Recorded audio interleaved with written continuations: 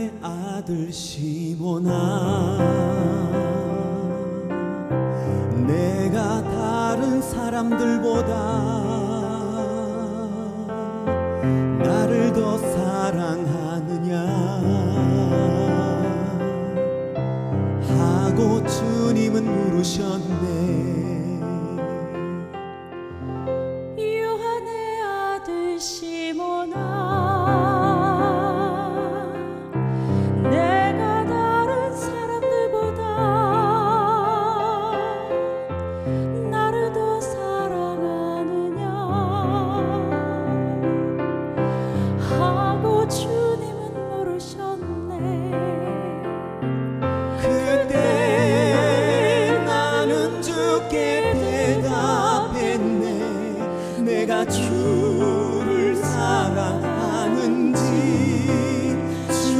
주님께서 아십니다.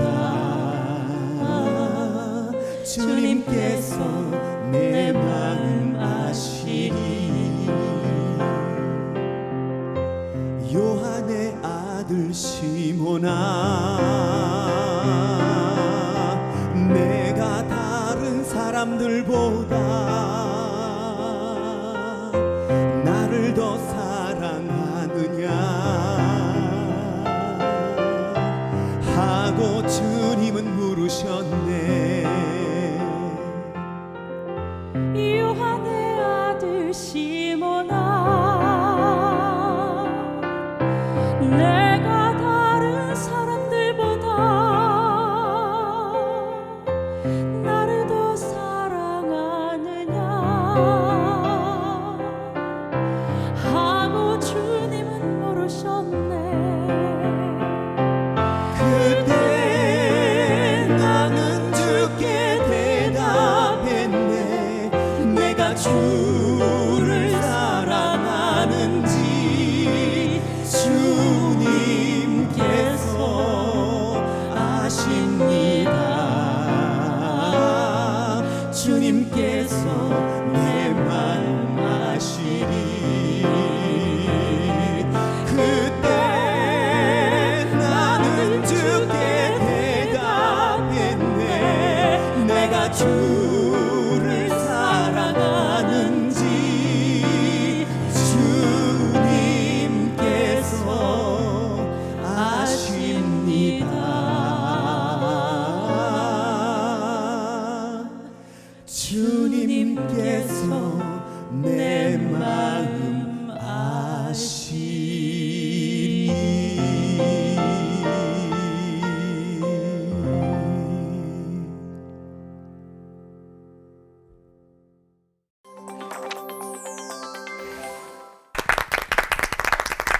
성경에서 이름이 바뀐다는 건 사람이 바뀐다는 의미일 텐데요.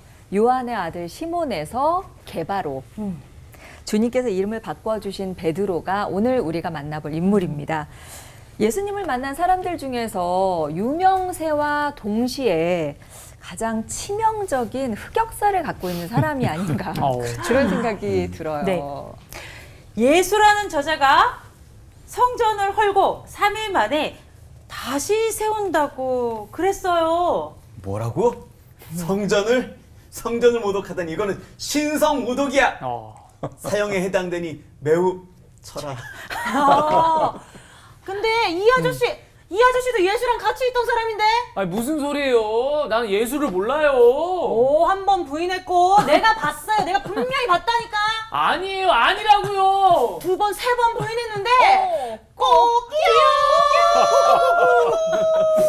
이처럼 바보 겁쟁이에 또 거짓말쟁이에 혈기만 왕성했던 베드로가 반석 위에 교회를 세우고요. 그 다음에 초대 교황이 되고 순교자까지 됐잖아요. 사람이 또 너무 한순간에 바뀌면 안 되는데 그렇지 않아요, 목사님? 어떻게 이렇게 바뀝니까? 우리 그걸 알아보려고 하는데요. 네. 오늘 성형보다 더 근본적으로 성령에 의해서 바뀐 베드로에 대해서 한번 알아보겠습니다. 네. 저는 더 아트 오브 러브, 사랑의 힘. 예수님의 사랑을 만나면 어떤 또라이라도 파트너가 된다. 아멘, 아멘. 사랑의 파트너가 베드로였다. 네. 아이고. 베드로는 자신의 연약함에 대해서 진실한 사람이다. 아멘. 우리가 몰랐던 베드로 어떤 모습일지 설교로 만나볼 텐데요. 먼저 권호 목사님 설교부터 청해 듣겠습니다. 예수님은 게네사렛 호숫가, 갈릴리 호숫가 바다에서 지금 말씀을 전하고 계십니다. 그때 어부들은 나와서 그물을 씻고 있었지요.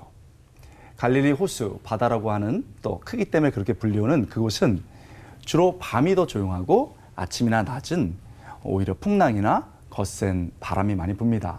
그래서 밤에 조업을 하는 거죠.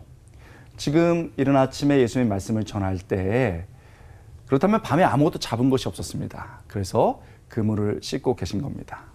근데 예수님은 이 말씀을 열심히 가르쳤는데 오늘 본문에 보면은 무슨 말씀을 전했는지 나와 있지 않습니다. 단 베드로에게 배를 빌리고 그 배를 타고 말씀을 전했는데 그 내용이 전해지지 않았습니다. 그렇다면 이 이야기는 왜일까요? 말씀이 딱 끝내지고 가르침을 끝낸 다음에 예수님이 시몬 베드로에게 옵니다. 그리고 조업이 끝났지만 깊은 곳에 가서 그물을 내리고 고기를 잡으러 갑니다. 5장 4절이죠. 말씀을 마치시고 시몬에게 이르시되 깊은 데로 가서 그물을 내려 고기를 잡으라. 여러분, 시몬 베드로가 전문가입니다. 근데 우리가 잘 아는 것처럼 그물을 내리죠. 결과 그물이 찢어질 정도로 많은 고기가 잡혔습니다. 시몬이 놀랐습니다. 그리고 그 순간 우리가 집중해야 될 것은 더 이상 베드로가 고기를 보지 않는다는 겁니다. 그토록 잡기 원했던 고기를 보지 않습니다. 자신에게 찾아오셔서 기적을 행하신 예수님을 봅니다. 그리고 순간 두려움을 느끼죠. 그 전장에 자신의 장모를 고쳐주신 부분이 나옵니다. 멀리서 그 능력을 봤습니다. 그리고 그렇게 위대한 분이시고 지나간 줄 알았는데 예수님이 자신을 알고 있었던 겁니다. 멀리서 그가 조업에 실패하는 것도 보고 계셨습니다. 그리고 어떠한 말씀을 가르치냐보다 더 중요한 것은 그에게 직접 다가오셔서 이렇게 하라고 말씀하셨고 그 힘에 눌려서 딱 행했을 때 엄청난 기적이 일어난 겁니다. 그 순간 예수님이 내 인생을 꿰뚫고 있었구나. 특별히 내 인생의 빈 그물의 이 시간, 비어있는 이 그물의 시간에 예수님이 뚜벅뚜벅 걸어오셔서 놀랍게 무엇인가를 말씀하신다는 것 사실 앞에 그는 엎드릴 수밖에 없었습니다. 시몬 베드로가 이를 보고 예수의 무릎 아래 엎드려 이르되 주여 나를 떠났어 죄인입니다. 너무 두려움을 느낀 거죠. 그런 베드로를 보고 예수님께서 말씀하십니다. 10절이지요. 예수께서 시몬에게 이르시되 무서워 말라. 이제 후로는 내가 사람을 취하리라. 이 구절에 사람을 취하리라 라는 말씀은요, 마태복음 4장 19절의 말씀과 똑같습니다. 사람을 낚는 어부. 결국 영혼을 구원하고 영혼을 하나님께 인도한다. 그런 사람이 될 것이다 라는 것을 말하는 거죠. 놀랍습니다. 함께 있던 안드레, 야고보, 요한도 어부입니다. 그리고 바닷가에서 늘 그렇게 살면서 고기를 잡으면서 생존하는 인생을 살았습니다. 그런데 예수님께서 사람 낚는 어부가 되게 하리라 말씀하시면서 이제는 생존이 아니라 생명을 향해 살아가라고 도전하는 겁니다.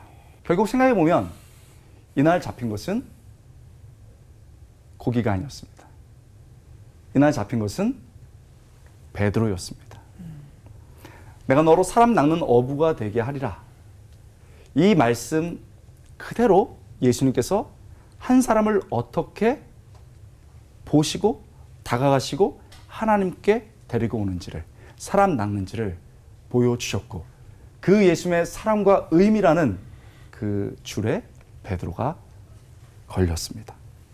때론 부족했지만 예수님께 낚이고 부름받은 베드로는 죽기까지 고기가 아니고 생명을 구하면서 살았습니다. 여러분, 사는 게 너무 어려워요. 사실 생활이 아니고 생존입니다. 그러나 어떤 순간 생존하면서 그렇게 애썼음에도 불구하고 빈 그물일 때 예수님이 보고 계십니다. 그리고 우리의 삶에 뚜벅 걸어오셔서 얘야, 생존이 아니고 생명이다 라고 말씀하시는 순간이 있습니다. 그리고 네 삶 속에서 나는 온갖 세상의 냄새가 아니고 예수의 향내로 살아야 된다라고 말씀하십니다. 어느 순간 베드로를 부르셨던 예수님이 우리의 삶을 부릅니다. 그때 내 그물이 찢어지든 내 그물이 비어있든 예수님, 나는 부족해요. 그렇지만 내가 주님을 향해 걸어갑니다. 그 순간 제자가 되는 겁니다. 그 순간 더 이상 생존이 아니고 생명을 향해 살아갑니다. 지금 인생의 바다에서 하루가 힘든 분이 있다면, 그리고 아무것도 없어서 그물을 씻는 인생이라면 믿음의 눈을 들어 보십시오. 예수님이 내 앞에 계십니다. 그분이 걸어오십니다. 얘야, 이제 생명으로 살아가자. 그 예수님의 놀랍고도 아름다운 도전에 아멘하며 걸어갈 수 있는 우리 될 수 있길 주님의 이름으로 축원합니다. 아멘. 우리 다 함께 기도하겠습니다. 주님, 내 인생의 빈 그물 그리고 절망 가운데서 나를 포기하지 아니하셨던, 베드로를 부르셨던 그 예수님을 나도 만나 인생의 바닷속에서, 그리고 인생의 어려운 시간 속에서도 당당하게 주님 향하여 주님 손잡고 걸어가는 인생 되게 하여 주시옵소서. 아멘. 감사드리고 예수님의 이름으로 간절히 기도드리옵나이다. 아멘. 베드로를 저는 생각하면 제일 먼저 떠오르는 사람이 안드레예요. 형만한 아우 있다. 베드로가 잘된 것은 원래 동생 안드레가 예수님을 먼저 만나고 예수님을 믿고, 이 동생 안드레가 집에 가서 형님을 데리고 와서 예수님께 소개를 했는데, 성경 전체를 보면 그 안드레의 어떤 스타일, 안드레의 인품이 독특한 거예요. 항상 자기는 섬기고 이렇게 남들 잘 되게 하고. 안드레가 먼저 예수를 믿었는데 나중에는 자기가 인도한 형님 베드로가 수제자가 되고, 오병이어 기적을 행할 때도 뭐 빌립은 안 된다, 돈이 얼마나 드느냐 이렇게 현실적인 얘기를 할 때 그 오병이어 도시락을 가지고 있는 소년을 데리고 와서 대안을 제시한 건 안드레예요. 항상 성경에 보면 안드레는, 갈렙이나 안드레나 바나바나 이런 사람들은 약간 그 여호수아를 돕는, 사도 바울을 이렇게 돕는, 자기는 역사의 뒤안길로 사라지면서 자기가 소개한, 인도한, 전도한 사람이 잘 되게 하는 게 이게 안드레 리더십이거든요. 그래서 저는 이제 베드로를 보면 맨 처음에 베드로는 만남의 축복이 있었다. 좋은 동생을 만났다. 이게 이제 첫 번째고, 그리고 이제 선생님을, 그 안드레 동생이 소개한 선생님을, 예수님을 만난 거잖아요. 누가복음 5장에 베드로가 예수님을 만나는 그 장면을 보면 바닷가에서 어릴 때부터 갈릴리의 물개 소리 듣고 자랐던 베드로인데, 그 물고기 잠대 예수님이 와서 웬 낯선 아저씨가 와서 깊은 데로 가라 할 때, 이 아저씨가 지금 장난하나, 깊은 데 같은 소리하고 자빠졌네. 지금 밤새도록 흙탕질하고 거물 씻고 있는데 어린 밤풀 수 없는 택도 없는 소리 한다 이거죠. 자기가 전문가 눈으로 봤을 땐 이 아저씨는 엉뚱한 소리를 한다 이렇게 싶은데, 거기서 베드로가 자기의 그 전문성, 가장 큰 소리 치는 물고기 잡는 데에서 그 예수님 앞에 무릎을 꿇고 그 주의 말씀대로 순종했다는 거예요. 우리가 이게 전문성을 내려놓고 가장 전문적인 부분에서 주님 앞에 무릎 꿇는, 이게 베드로의 특징이고, 두 번째는 그때 주님을 만나고 난 이후에 베드로가 모든 것을, 성경에 보면 누가복음 5장 11절에 모든 것을 버려두고 주님을 따라간 거예요. 결단이 있는 사람이죠. 모든 것을 버려두는 게 얼마나 힘들어요. 선택과 포기, 최고의 선택은 포기라 그러잖아요. 예수님을 최고의 선생님으로 선택을 하면서 모든 것을 포기할 수 있던, 결단이 있었던 사람이 베드로고, 근데 이제 전체적인 베드로와 그 예수님과의 관계를 보면 항상 베드로의 자질, 베드로의 뭐는 없어요. 어떤 뭐 미국의 연구소에서 조사를 해보니까 예수님 12제자를 컴퓨터에 다 자료를 입력해보니까 제일 성적이 뛰어난 사람이 가룟 유다가 나오고 제일 성적이 떨어지는 인간이 베드로라는 거예요. 근데 예수님께서 제자들을 부르실 때 보면 저는 성경을 보면서 막 불러 제킨다. 무슨 오디션을 한다거나 시험을 친다거나 이런 거 없어요. 면접 보는 거 없고 그냥 막 불러 제껴. 닥치는 대로 만나는 대로. 왜 그럴까요? 그것은 스승님, 선생님, 주님, 예수님의 사랑의 힘을 강조하는 거예요. 사랑은 기술이기 때문에 사랑의 실력이 있는 사람은 어떤 인간하고 살아도 행복하다는 거예요. 그러니까 베드로 아니라 누구를 만나도 예수님은 그 베드로를 변화시킬 수 있는 거죠. 사복음서 마지막 장이 요한복음 21장입니다.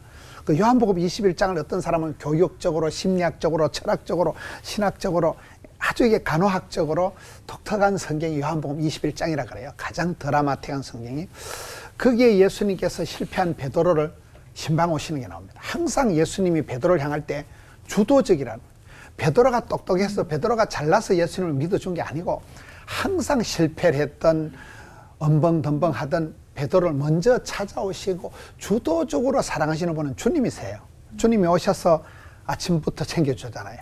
목구멍이 열려야 귓구멍이 열린다고 당장 그 육신의 어떤 필요를 채워주고 그 다음에 이제 얘기를 하는데 성경에 보면 예수님이 잡수실 때에 기적을 많이 행합니다. 이 먹는 게 중요해요. 먹는 게 밥상머리에서 이게 교육이 대화가 굉장히 중요한 거거든요. 거기서 예수님이 베드로를 향해서 야, 너 어디까지 갔었냐? 너 그럴 수 있냐? 야, 이 자식아, 내가 차라리 강아지를 훈련시켜도 니보다 낫겠다. 이런 식으로 예수님이 베드로를 책망을 하나도 안 하고 네가 나를 사랑하느냐? 사랑만 세 판 물어보시잖아요. 다른 건 묻지도 찾지도 않고. 그래서 베드로가 무너지고 주님이 아십니다. 내 양을 먹이라. 그래서 그 사랑의 질문, 저는 베드로의 전체적인 걸 보면서 베드로의 어떤 기질, 베드로의 어떤 성격, 베드로의 자질이 아무 문제가 아니고 예수님을 만난 그것이 최고의 주님을 만났기 때문에 주님은 베드로 아니라 누구라도 그 성경을 이렇게 보면 요한복음 21장에 예수님께서 부활하시고 난 뒤에 실패한 제자들을 찾아올 때고 요한복음 21장 1절 2절에 제자들 순서가 나와요. 거기 보면 베드로가 나오고 도마가 나와요. 왜 그러냐면 왕또라이 베드로, 세컨드 또라이 도마. 허물 많은 제자 베드로, 의심 많은 제자 도마 이렇게 나갑니다.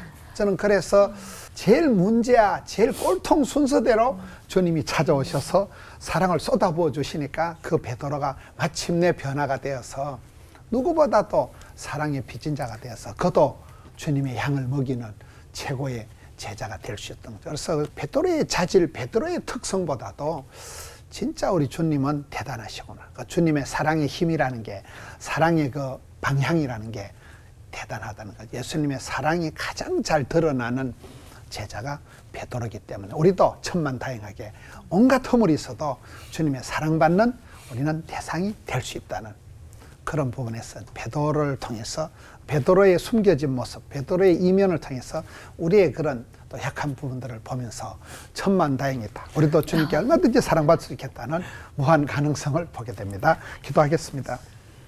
하나님, 허물 많은 베드로를 끝까지 품어주시고 한 번도 포기하지 않으시고 기어이 수제자로 만들어 주신 것처럼 천국 열쇠를 맡긴 것처럼 저희들도 더욱 붙들어 주시옵고 연약할수록 우울할수록 저희들을 힘주시고 사랑해 주시옵소서. 아멘. 예수님 이름으로 기도하옵나이다. 아멘. 아멘.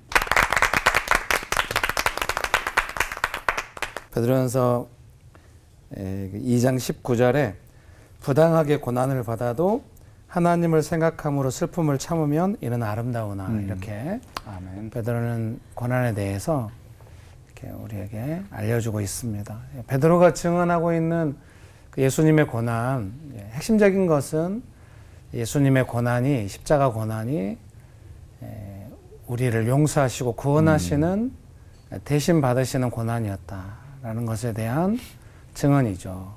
그래서 예수님의 고난에 대해서 베드로는 그렇게 증언을 해주고 또 아마 증언만 그렇게 한 것이 아니라 자신도 예수님의 고난의 모범을 따라서 고난을 따라 살고 또 다른 사람들도 그 예수님의 고난에 동참하는 삶을 살아갈 수 있도록 이렇게 알려주신 것이 아닌가 그런 생각이 듭니다. 네, 고난이라는 내용 자체가 조금 좀 우리 안에 고난을 겪어도 고난은 좋지 않고 고난을 안 겪으면 더욱더 고난이 안 왔으면 좋겠기 때문에 좀 그러기는 하지만 그래도 고난스러운 삶이 왔을 때 그걸 안 좋은 기억으로만 여기지 않고 예수님의 고난을 이해하는 시간으로 삼으면 좋겠다 그런 생각이 듭니다. 그래서 베드로는 또 우리에게 고난을 알려줄 때 아까 19절 말씀처럼 고난은 부당한 측면이 있다 이렇게 알려주는 것 같습니다. 그래서 우리가 어떤 부당한 일로 내가 어려운 일을 겪을 때 이 부당한 일을 나는 참을 수 없다거나 이 부당한 일을 어떻게 바꿔야 될 것인가 여기에 집중하면은 좀 어떻게 표현하면 좀 은혜가 없는 것 같아요. 근데 내게 부당하게 다가오는 일에 대하여 이것이 이제 예수님을 생각함으로써 예수님의 고난을 생각함으로써 그 슬픔을 참을 수 있다고 한다면은 좀 은혜가 있는 것 같습니다. 아까 그 베드로전서 2장 19절에 부당하게 고난을 받아도 하나님을 생각함으로 슬픔을 참으면 이는 아름다우나 할 때 이 아름답다는 표현을 개역 개정 성경은 은혜 이렇게 또 각주를 달고 있거든요. 저도 목회를 하면서 조금 이제 성도님들하고 관계가 어려울 때가 있잖아요. 아마 성도님들은 저 때문에 더 어려울 거예요. 네. 뭐 서로 어렵죠. 뭐 좋을 때만 있겠습니까? 어려울 때가 있어요. 그럼 제가 어려우면 옛날에는 이제 사랑하는 동생들이 이러니까 이제 같이 오랫동안 섬겨왔으니까 이만저만하고 저만저만한 거 아니냐. 그래도 이상하게 말이 안 되고 막 그랬어요. 근데 이제 그분들이 이제 다 두 도시를 개척하러 나간 다음에 이제 새로운 분들하고 만나니까 서로 관계가 그게 안 돼요. 뭐 말하려고 하면은 벌써 저만치 도망가고 있다는 게 느껴져요. 그러니까 이거 뭐라고 말을 할 수가 없어요. 근데 마음은 조금 힘들고 그래서 제가 그거를 이게 예수님을 따를 때 생기는 어떤 자연스러운 일이다. 이렇게 받아들이기 시작하니까 어떤 사람을 보고 그 상황을 어떻게 교정하고 이러려는 마음이 많이 줄어드는 것을 느꼈어요. 그렇게 하다 보니까 같이 있을 때 제 마음은 약간 좀 미묘해요. 뭐라고 한마디 해야 되는데. 근데 이제 못 하는데 뭔가 또 은혜는 있고 막 이런 거예요. 그래서 이제 근데 거기서 제가 못 참고 뭐라고 한마디 옛날에 많이 했죠. 참아야 된다는 느낌이 있어요. 말 안 하면 100점이고 말하면 50점 이하라는 느낌이 있지만 말해버려요. 그러면 시원해. 근데 은혜는 시원한데. 지금은 마음은 조금 복잡한데 말 안 하면 설교할 때든지 같이 있을 때든지 뭐 여건이 안 돼도 뭔가 은혜가 있다는 느낌이 있어요. 모르겠어요. 이 은혜가 우리 삶을 이렇게 돌보고 있다고 하는 그 느낌은 말로 설명하기 어려우니까요. 근데 좀 부당한 일이라고 생각됐을 때 이제 하나님을 생각함으로 슬픔을 참는다 이 말은 하나님의 관점과 시각으로 내가 겪고 있는 고난을 이제 바라본다. 뭐 이런 의미가 있거든요. 그래서 예수님의 고난을 생각하면서 이게 좀 고난인가? 이렇게 생각하면은 이제 그 은혜가 있게 되고 또 다른 사람에 영향 받는 것 같아요. 우리가 예수님의 고난을 보고 우리가 예수님을 따르겠다고 사는 것처럼 우리도 뭔가 고난 받을 때 누군가에게 그 선한 영향력을 흘려보낼 수 있다는 생각이 듭니다. 그런 의미에서 베드로가 좀 연약하고 그랬지만 나중에는 그의 인격의 진실함을 따라서 고난받고 또 고난에 대해서 잘 설명해주고 고난받고 있는 성도들을 위로할 수 있는 이게 고난이 왔다고 어떻게 위로가 될까 생각해 보면은 그 고난에 대해서 성경적으로 예수님의 겪으신 고난 그것이 오늘 우리에게 어떤 의미가 있는지를 잘 풀어서 설명해 주면 훨씬 고난의 무게가 줄어드는 것 같아요. 그러니까 저희 교회에서도 제가 옛날에는 좀 무서워서 못했죠. 고난이라는 주제, 고난은 분명히 있는데 고난이라는 주제를 피하고 고난 입만으로도 벌써 분위기 다운되고 막 이러니까 못했는데 지금은 이렇게 고난인가 하고 받아들이면은 훨씬 더 은혜가 있는 것 같다고 설명하면 서로 대화가 되는 정도까지 와 있는 것 같습니다. 다 베드로 덕분이죠. 기도하시겠습니다. 좋으신 예수님 은혜를 베풀어 주셔서 주님. 감사합니다. 예수님의 고난을 따라서 하루하루 성실하게 살아가기 원합니다. 아멘. 예수님의 이름으로 기도합니다. 아멘. 아멘.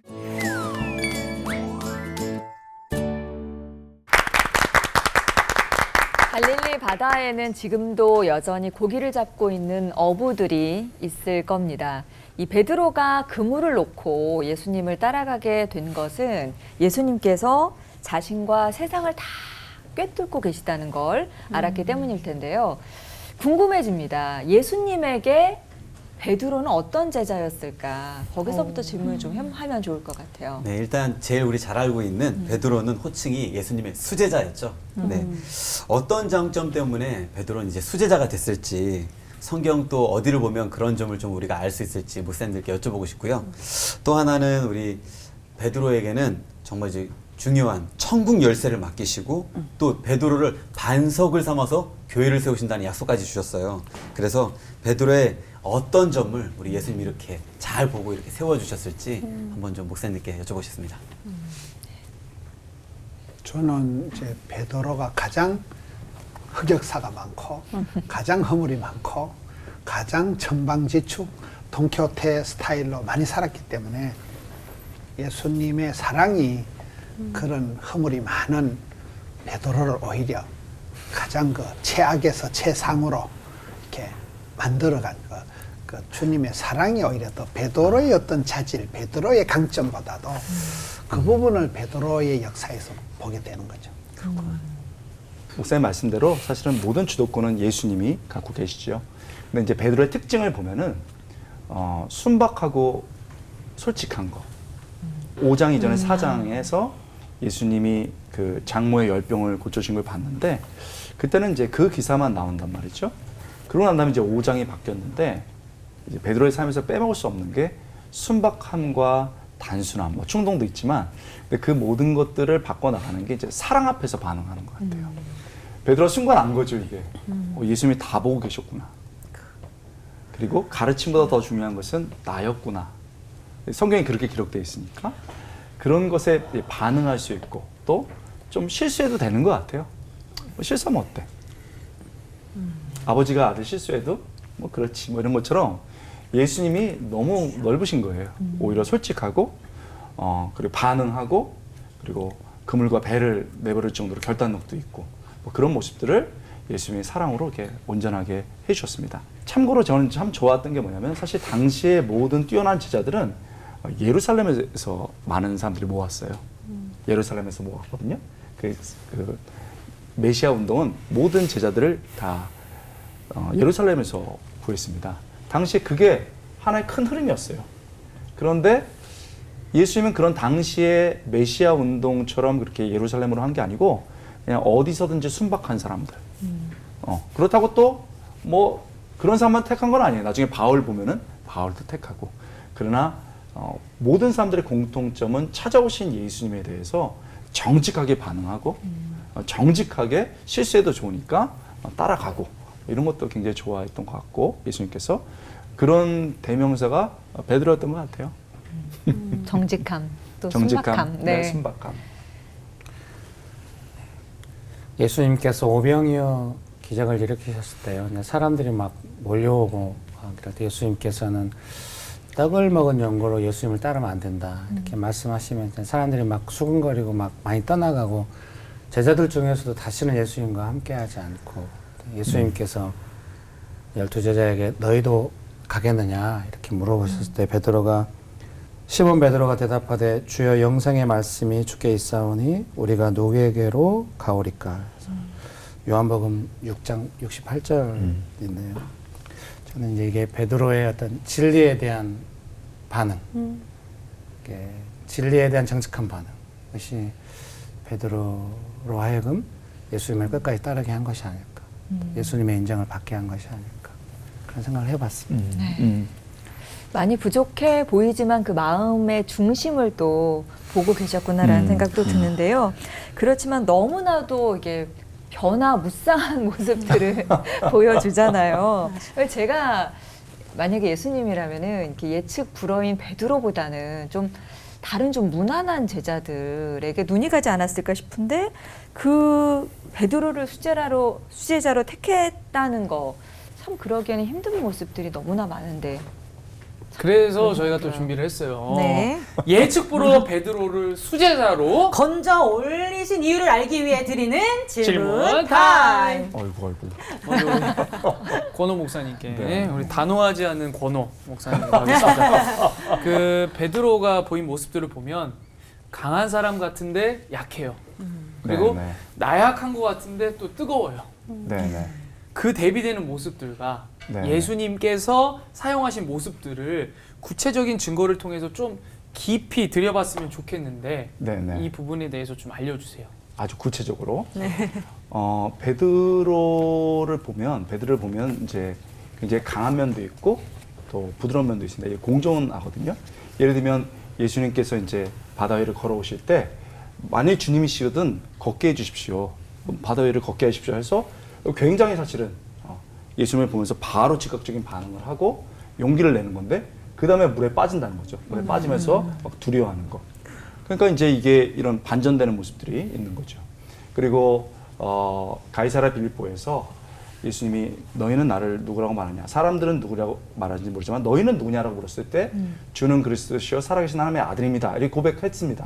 그럼 굉장히 사실은 놀라운 일이고 성령께서 하신 일인데 자신만만했죠. 그런데 중간에 또 금방 몇 절 안 가서 예수님 십자가를 절대 질 수 없습니다. 그런 모습이라는 거예요. 또 다른 너희가 나를 다 떠날 거다 말했을 때 절대 저는 절대 그렇게 하지 않겠습니다. 다른 사람이 다 그래도 저는 절대 그러지 않겠습니다. 저는 믿었죠. 아까 우리 김영우 쌤처럼 믿었어요. 그러나 결국은 다 도망가게 되고 그리고 가장 우리 흑역사라고 할 수 있는 계집 종에게 딱 지적을 받았을 때 저주하면서 돌이키는 거. 그런데 그렇게 강하게 했다가 또 넘어지다가 제가 볼 때는 이게 세상적인 강함은 아닌데 그 예수님의 사랑의 마음을 아는 느낌이 있었던 거예요. 낚시를 할 때 느낌이 있습니다. 손맛, 짜릿. 아신가요? 모르죠? 짜릿합니다. 들어만 맞죠? 그런데 베드로는 그걸 알았던 것 같아요. 예수님이 처음 자기를 불렀을 때도 그랬고 그 다음에 나중에 딱 그 부인해가지고 도망가는데 예수님이 복음서에 보면 딱 뒤돌아서 본단 말이에요. 눈이 딱 마주치면서 확 바뀌거든요. 통곡을 하면서 우리 예수님이 나를 다 이런 걸 알면서도 이렇게 하셨구나 하면서 눈물을 흘리는 거죠. 그런 부분에 있어서는 사실 베드로가 세상적인 강함이 아니고 정말 하나님 앞에서 다시 거듭나는 기회가 되는 것 같아요. 세상적으로도 막 잘난 척하고 막 이렇지만 다 깨지는 모습. 그렇지만 그 깨진 가운데서 다시 한번 이렇게 영적인 힘을 발휘해서 주님께 나가는 모습을 보면서 저는 사실은 이게 베드로가 나다. 그리고 뭐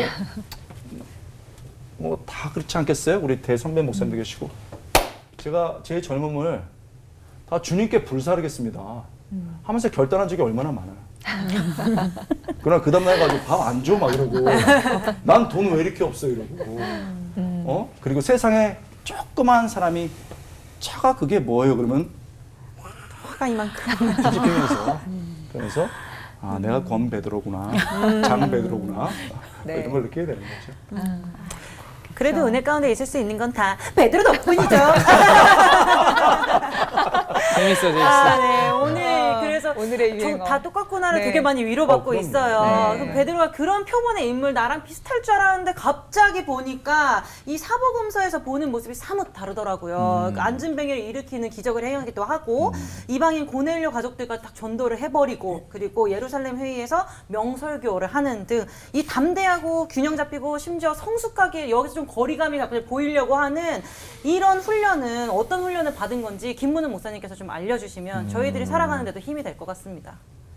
그 자연인 베드로에서 네. 하나님의 사람 베드로가 되는 그렇죠. 과정이 이제 사도행전에 딱 가서 보면 사도행전 1장 8절에 오직 성령이 임할 때 너희가 권세와 능력을 받고 땅 끝까지 끝날까지 이제 정인이 될 거다. 네. 그 말씀이 나오는데 거기에 사도행전 2장으로 탁 넘어가면 오순절에 성령이 임하시면서 이 무식한 베드로가 갈릴리 수상고등학교를 나왔어요. 뭐 가봤더니 짧은 베드로가 설교를 한판 하는데 하룻밤에 3,000명이 회개하고 예수를 믿는 거예요. 그때 예루살렘 시민이 거의 한 2만 명이었다 그래요. 하룻밤새 예루살렘 성시화가 된 거예요. 그 무식한 베드로가 그렇게 그 설교의 감화력이, 제가 어디 집회를 다녀도 하루에 30명도 자빠지는 걸 본 적이 없어요. 그 베드로의 역사가 오순절에 성령이 임하면서 그리 되는 거예요. 거기 이제 3장으로 착 넘어가 보면 3장 1절에 제9시 기도 시간에 베드로와 요한이 성전에 올라갑니다.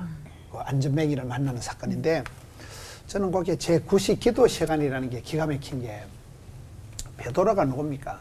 겟세마네 동산에서 예수님이 말씀하실 때 1시간도 깨어있지 못하고 자빠져 자던 게 베드로인데, 그 잠추위 같은 게 사도행전 3장에 가서는 제9시 기도 시간을 따박따박 정해놓고, 왜냐하면 성령 충만할 때는 우리가 오토매틱으로 내가 돌아가는 게 아니에요. 성령 충만할수록 굉장히 사람이 규모가 있고 균형이 갖추어져요. 성령 열매가 탁탁 나오는 거예요. 그래서 그 천방지축 날뛰고 1시간도 기도 못하던 베드로가 시간 따박따박 정해놓고 기도 시간에 예루살렘 성전에 올라가다가 안전뱅이를 만나고 일으키는 거거든요.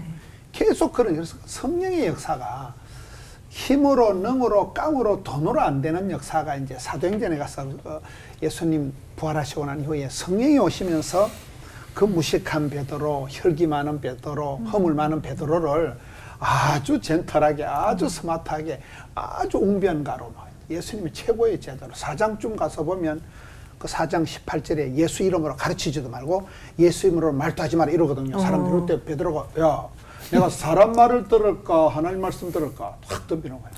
사람 말이 더 이상 뭐 그에게 아까 그 목사님 얘기한 처럼 그 우유부단하고 막 눈치 코치 보던 그런 베드로가 그거 가서 막 덤대하고 막 덤비라 잡겠더라 막 이래가지고 사람 말을 더 이상 안 듣고 하나님 말씀만 믿고 나가는 그 성령의 감동, 성령의 이끄심이 베드로를 그렇게 만든 것이죠.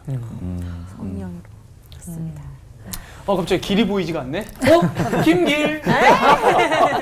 다음은 이제 우리 길, 또 그곳에 주님의 길, 우리 김길 목사님께 가겠습니다.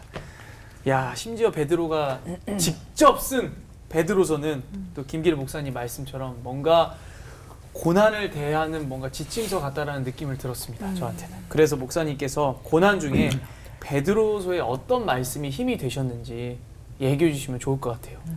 고난의 원인이라든가 어떤 고난을 겪는 과정, 또 고난의 결말, 이런 것을 알기가 어려워서 고난인 것 같아요. 그래서 뭐 고난의 원인이 뭔지 알면 그 원인을 해결하려고 할 텐데, 좀 우리 인생에 다가오는 고통이나 고난은 그렇게 좀 분별이 잘 안 되고, 근데 삶은 고통스러운데 분별이 안 되니까 좀 힘든 것 같습니다. 근데 이제 베드로는 그런 고난에 대해서 우리가 어떤 태도를 취해야 하는지를 이제 베드로전서에서 말씀하시는데요. 4장 12절 13절에 이제 보면은 고난이 올 때 이상하게 여기지 말고 이제 예수님의 고난에 참여한 것을 즐거워하라, 이렇게 이제 베드로전서는 말씀하십니다. 그래서 이상하게 여기지 않는 것이 조금 중요한 것 같습니다. 부당하게 오니까 이상하고, 또 내가 딱 싫어하는 상황으로 막 고난이 오거든요. 막 되게 이상한데, 예수님의 고난이 이제 우리를 구원해 주시는 십자가 고난이었듯이, 우리도 예수님을 따를 때 당연히 그 예수님의 고난에 참여하는 삶을 살게 된다, 이렇게 이해하면서 살아간다고 한다면 좀 덜 이상하게 생각하게 되는 것 같아요. 제가 목회하면서도 조금 고난은 항상 이상한 것 같아요. 좀 상황이 잘 안 맞고 좀 이상하고 막 이런데, 전에는 이제 부드럽게 말하든 논리적으로 말하든 어떻게 화내면서 말하든 어떻게 말하든 이건 이상한 일이야 이러면서 제가 반응을 했는데요. 지금은 뭐 고난이 안 이상하다 이건 아니에요. 이거는 고난이다.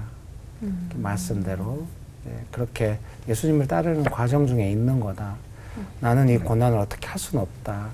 나는 예수님이 원하시는 반응을 하고 나머지는 예수님께 맡겨야 한다.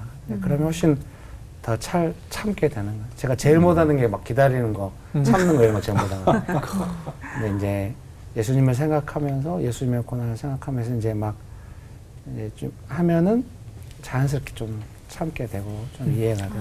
근데 이렇게 되면 부작용도 있는 것 같아요. 고난을 딱 해결해가지고 이상한 상황을 딱 올바르게 교정해야 되는데 너무 참. 그게 잘 안 되는 거죠. 그러니까 저도 저지만 저는 이제 그 많이 해봤으니까 이건 아니다 알지만 주변에 있는 성도님들은 목사님 뭐 하냐고 막 이러면 딱히 설명하기 어려운 좀 그런 회사. 여러모로 힘드네요. 맞습니다. 베드로 덕분이죠. 베드로 덕분이죠. 베드로 전서 후서 제가 이제 김규 목사님 말씀하실 때 이제 은혜를 많이 받았는데 베드로가 베드로 전후서 보면은 특히 전서 같은 경우는 굉장히 그 어려운 사람들 많이 보살펴요. 그리고 사실 베드로는 끝까지 그렇게 그 성도들 보살피다 간 사람이거든요. 저는 궁금해요. 그게 어떻게 가능한가? 근데 그 공부하다가 이거 깨달았었어요. 누가복음 22장 보면은 31절에 이렇게 말합니다. 시몬아 시몬아 보라 사탄이 너를 밀가부로 하려고 요구하였으나 다 안다. 내가 너 그렇게 된 거 다 알아. 그런데 졸고 기도 못하는 그 베드로에서 뭐라고 말하냐면 그러나 내가 너를 위하여 내 믿음이 떨어지지 않기를 기도하였느니 너는 돌이킨 후에 너 결국 돌이킨다. 내가 너 포기하지 않으니까 너 결국 돌이킨다. 돌이킨 후에 내 형제를 굳게 하라.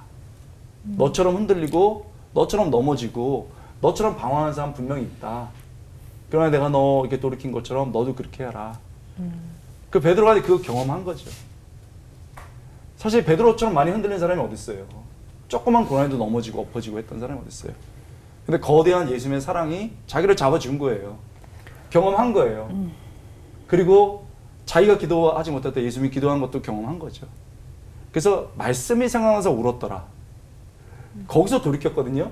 그러니까 베드로에게는 그 예수님이 딱 정말 직인처럼 딱 찍힌 말씀이 있어요. 평생 이제 기억하는 거죠. 그러면서 목사님 말씀하신 것처럼 때로는 이해 안 돼도 이겨야 된다. 그랬던 것 같아요.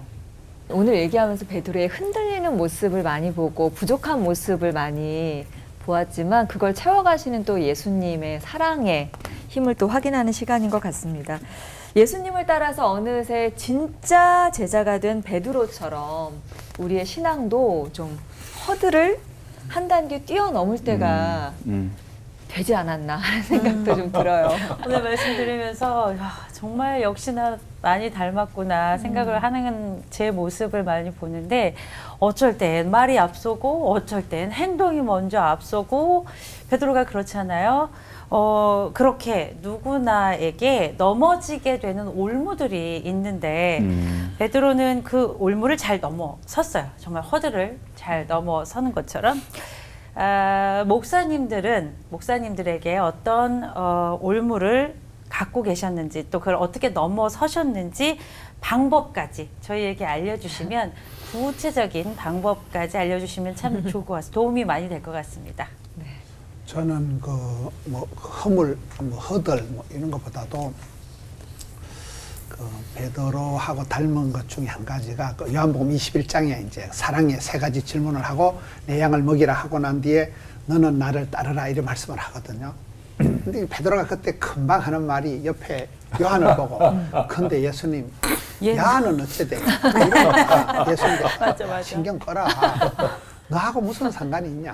너는 나를 따르라. 그게 이제 그 요한복음 마지막 부분이래. 너는 나를 따르라 하는데 저는 이제 목회를 하면서 제가 힘들 때가 언젠가 하면 비교할 때예요.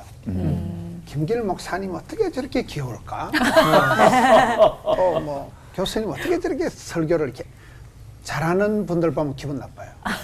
목회를 잘하거나 설교를 잘하거나 이러면 아주 기분 나빠요. 기분이 나쁜 단계가 조금 지나면 우울증이 와요. 약간 그 비교 심리 속에서 그대 앞에 서면 왜 이리 작아지는지. 그래서 목회의 어떤 그게 끊임없이 비교를 하는 거예요. 설교도 비교하고 교회 성장도 비교하고 막 모든 게 비교가 되는 거예요. 이게 3인 3색이 막 계속 비교를 당하다 보니까 기분이 안 좋아요. 근데 이제 그 베드로 스타일이 그런 거죠. 베드로가 예수님이 그렇게 심각하게 얘기를 하고 막 흠을 엉망진창인 상태에서도 포기하지 않고 내가 너를 사랑한다. 너는 나를 따르라. 이러면 이제 진짜 새겨 들어야 되잖아요. 근데 금방 근데요. 야, 문제돼요. 뭐 그렇게 정신을 못 차리냐. 네가 어리 엎어지고 자꾸 그래 해도 또 금방 시선 이탈해가지고 또 이 사람은 그냥 예수님께서는 신경 꺼라. 너와 무슨 상관이냐. 너는 나를 따르라 할 때 제가 좋아하는 노래가 있어요. 다른 사람 어찌든지 나 주님의 용사되리. 너무 이제 제가 목회를 하다 보니까 자꾸 비교하게 되고 그 비교를 하면 자꾸 비참해지고 전부 다른 분들은 다 잘하는 거예요. 뭐도 잘하고 저도 상당히 잘하거든요. 저도 상당히 잘하는데도 비교 선상에 가면 다 비참해진다 그러잖아요. 그런 부분이 저는 베드로를 보면서 이 목회를 하든 뭘 하든 비교 선상에서 나를 두지 말고 주만 바라봐야 되는데 주님이 너는 나를 따르라 했지 언제 옆에 목사님한테 비교해가면서 사역하라 했냐. 그런 부분이 저는 그 베드로를 통한 나의 그 어떤 그 약점 자꾸만 비교하는 그 비교 속에서 우울해지는 근데 그러다가 자꾸 내가 주만 바라보자 주님만 따라가자 아흐 하나님께서 아흐 간결하시고 아흐 거시기하시고 그게 이제 저는 저희 한계고 또 그러면서 자꾸 다잡아가면서 결국은 주님과 나만의 1대1의 사역 1대1의 이게 돼야 되지 이 베드로에게도 요한복음 제일 마지막 구절이 그거거든요. 다른 데 신경 끄고 너는 나를 따라 그게 저의 한계고 저의 새로운 다잡는 길이죠. 네. 목사님. 네. 목사님 너무 좋습니다. 권호 목사님은? 저는 김길 목사님 얘기 듣고 싶어요. 네. 시가 나올 것 같아요. 네.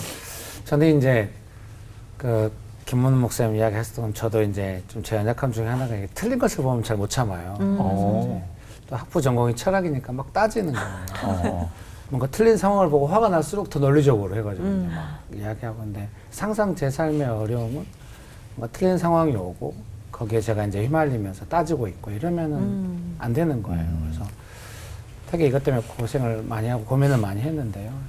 시간이 흐르면서 제가 뭐 이걸 고치겠다 그런 것도 있었겠지만은 삶에 다가오는 고난들이 이제 고난 앞에서는 그게 뭐 작은 어려움이든 큰 어려움이든 사람이 어떻게 할 수는 없는 것 같아요.